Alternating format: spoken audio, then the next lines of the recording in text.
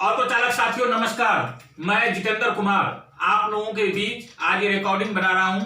आप लोगों को एक महत्वपूर्ण जानकारी देने जा रहा हूं जो आप लोगों के रोजी रोजगार से जुड़ा हुआ है। साथियों, कुछ दिन पहले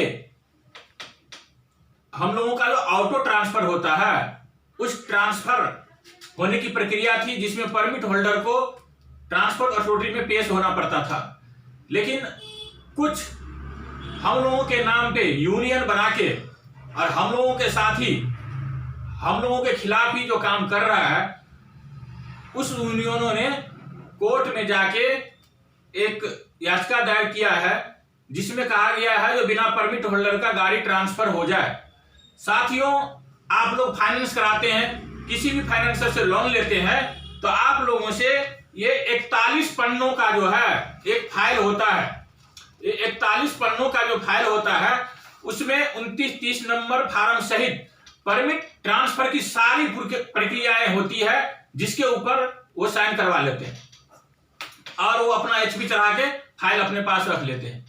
तो साथियों, अगर बिना परमिट होल्डर का ट्रांसफर गाड़ी हो गया तो बहुत सारे ऑटो चालकों का ऑटो जो है कब ट्रांसफर हो जाएगा वो पता भी नहीं चलेगा। तो साथियों, ये कुछ यूनियनें जो है वो ऑटो चालक के हित में काम करना चाह रही है या किसी फाइनेंसरों के हित में काम करना चाह रही है, ये तो समझ में नहीं आता है। लेकिन अब आप लोगों को जागना पड़ेगा। तो इसी बात पे मैं ये कहना चाहूंगा, जो अब रैन कहा जो सोवत है, जो सोवत है वो खोवत है और जो जागत है वो पावत है। तो आप लोगों को इस महत्वपूर्ण मुद्दे को समझना पड़ेगा। अभी हर क्षेत्र में कुछ अच्छे भी होते हैं, बुरे भी होते हैं। तो फाइनेंसर हम लोगों के लिए आर्थिक रीढ़ की हड्डी है, क्योंकि जब भी सुख दुख में किसी भी सुख दुख में हम उनसे आर्थिक रूप से लोन लेते हैं और उस लोन को देर असवेर चुकता करते हैं। इसके बदले में हमारी गाड़ी उनके पास गिरवी रहती है और गाड़ी का एचपी जो है फाइलों पे एचपी उनकी चढ़ी रहती है, जिससे हम उनकी गाड़ी को ना हम बेच सकते हैं न किसी दूसरे से फाइनेंस भी करवा सकते हैं कि जब तक उसका लोन चुकता ना हो जाए। लेकिन इसमें मैं अच्छे और बुरे फाइनेंसरों की इसलिए बात कर रहा हूं। हर क्षेत्र में अच्छे और बुरे लोग होते हैं।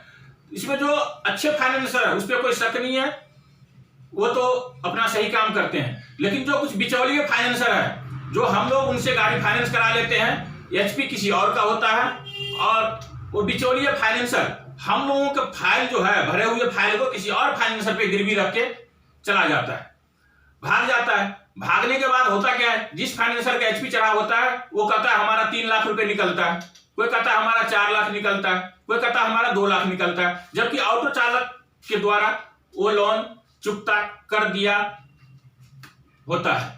लेकिन चुकता करने के बाद भी जब वो फाइनेंसर ही बीच से भाग जाता है तो फिर ड्राइवरों के पास कोई चारा नहीं रह जाता है, या तो न्यायालय जाए या उस फाइनेंसर के कहे हुए बातों पे जाए। तो बहुत से ऑटो चालक जो सक्षम है, समझदार है, वो न्यायालय में जाके अपना न्याय के लिए केस दायर करता है और अंत में जीतता है और उसे न्याय मिल जाता है। लेकिन जो सक्षम नहीं है वो कैसे करेगा? वो उन्हीं फाइनेंसर के जिसके एचपी चढ़ा हुआ है वो कहता है 3 लाख है तो ठीक है सर, 10-20 हजार ऊपर नीचे करके 3 लाख में अपना फिर से रिफाइनेंस करा लेता है। तो इसमें तो ये है जो हमारी गाड़ी ट्रांसफर नहीं करता है, गाड़ी बेच के नहीं भागता है। लेकिन अब जो अगर ये लागू हो गया तो फाइल क्या गिरवी रखेगा, गाड़ी ही बेच के चला जाएगा और हमें पता भी नहीं चलेगा, क्योंकि 29-30 नंबर फार्म पे और ट्रांसफर संबंधित सारी जो प्रक्रियाएं वो पहले ही पूरी कर लेता है और वो फाइल तो छोड़िए गाड़ी ट्रांसफर करके चला जाएगा और हम अपने गाड़ी से हाथ धो बैठेंगे, क्योंकि वो फाइल में जो है प्लेन पेपर में भी साइन करवाता है। तो इसी को मद्देनजर देखते हुए हम लोगों को कोर्ट जाना पड़े या सरकार से न्याय मिले, तो उसके लिए हम लोग आवाज उठाएं और सब अपने आप को जो सोए हुए हो वो जाग जाओ और अपने हक की लड़ाई के लिए आगे आ जाओ।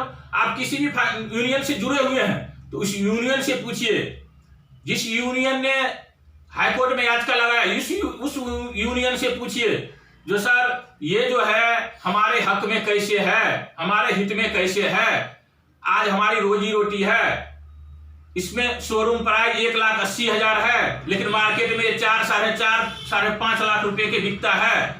औरों गाड़ी में और इस गाड़ी में बहुत ही अंतर है। इसी सब को देखते हुए पिछली सरकार ने कई शिकायतें हुई, कई ऐसे घटनाएं घटी, जिसके कारण कॉमर्शियल वाहन के ट्रांसफर के समय परमिट होल्डर को ट्रांसपोर्ट अथॉरिटी में इंस्पेक्टर के सामने पेश होना अनिवार्य कर दिया गया था।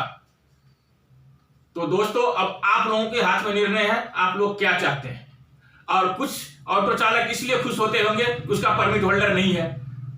परमिट होल्डर नहीं है तो आपके पास गाड़ी है और दूसरा भी प्रक्रिया है, तो दूसरी प्रक्रिया से भी आप गाड़ी अपने नाम ट्रांसफर कर सकते हैं, लेकिन थोड़ी लंबी प्रक्रिया है। इसका मतलब ये नहीं ड्राइवर का गले पे तलवार लटका दो, फाइनेंसर का 2 या 3 किस्त किसी हाली बीमारी के कारण, जैसे कोरोना जैसे महामारी के कारण 7-7, 8-8 किस्त ऑटो चालकों द्वारा टूटा हुआ है और नहीं दे सका है।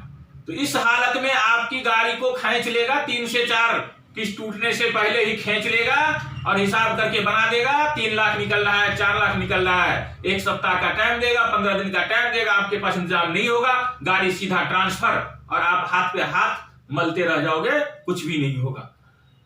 तो इसी सब को देखते हुए आप लोग साथियों एक हो जाओ और इस मुहिम में साथ आ जाओ और सब साथ मिलके लड़ते हैं, देखते हैं कौन जीतता है, कौन हारता है। इन्हीं शब्दों के साथ मैं अपने शब्दों को विराम देता हूं। धन्यवाद। जय हिंद, जय भारत।